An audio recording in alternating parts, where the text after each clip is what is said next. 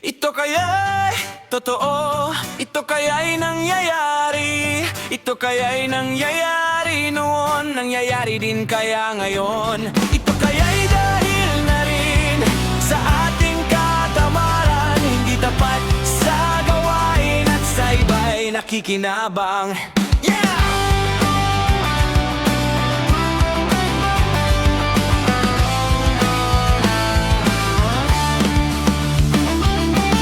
Sa lumipas pahina ng ating libro, bakit tila nakatatak ang dungis sa bawat kanto? Sabi ni Lely, kasabi ni Lay, nakaukit ang pagkuha ng hindi sayo sa bulsay laging bitbit. Mula sa barya sa jeep hanggang sa kaban ng bayan, may nagmamasid ba o lahat tayo'y bulag-bulagan? Diskarteng maling-mali, tinawang nating galing, ngunit sa huli sariling bayan ang ating pinapatay. Ay, totoo, ito kaya'y nangyayari, ito kaya'y nangyayari noon, nangyayari din kaya ngayon.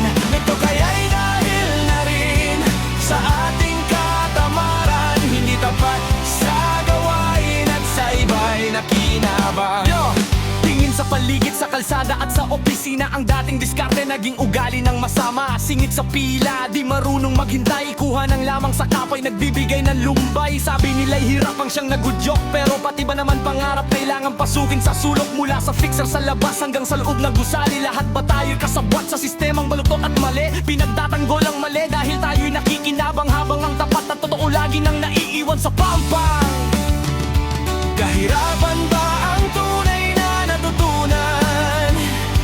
O ang ating konsensya ay kusa ng nabulang? Hindi lahat ng nakatiki may sadyang nagnanakaw, may mga tapat pa rin sa dilim, may nagsisilbing ilaw. Kailan tayo titigil sa pagsisihan? Kailan natin babaguhin ang sariling pangalan? Ayon sa kasulatan, ayon sa kasulatan, ayon sa mga nakaraan, ngunit ano ang ating gagawin sa kasalukuyan? Tayo ba ay mananatiling magnanakaw sa mata ng mundo? O tayo ay Pilipinong marangal, tapat at totoo? Ikaw anong klaseng Pilipino ka?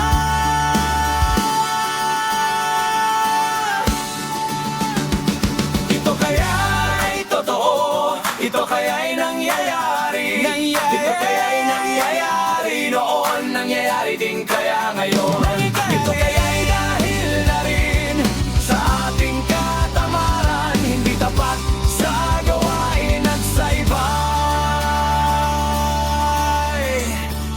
nakikinabang.